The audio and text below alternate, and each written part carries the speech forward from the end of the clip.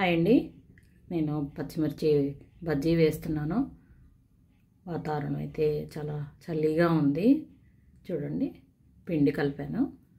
ఇలా వేలు ముంచితే వేలికి ఇలా అంటుకోవాలి.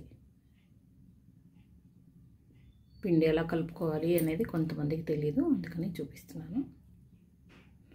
ఇలా ఇలా ముంచుకుంటే ఇలా ఇలా వేసేసుకోవడం.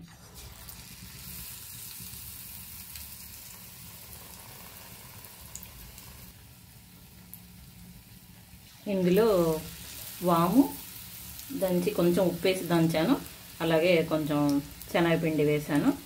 అది మిర్చి చీల్చి స్టఫ్ చేశాను. ఇలా పిండి కలుపుకొని సింపుల్గా ఇలా బజ్జీలు వేసేసుకోవడమే. చాలా ఈజీ. మనం బయట షాపుల్లో తినకంటే ఇలా చేసుకొని ఎప్పటికప్పుడు ఫ్రెష్గా వేడివేడిగా తినడం చాలా బాగుంటుంది. మీరు కూడా తప్పకుండా ట్రై చేయండి. పచ్చిమిర్చి ఇలా కాలాలి. చూడండి, గ్రీన్ కలర్ లేకుండా ఇలా వేగాలి. అప్పుడే మనకి బజ్జీ టేస్ట్ ఉంటుంది. మనం వేసిన మిర్చి పచ్చిగా లేకుండా ఉంటుంది.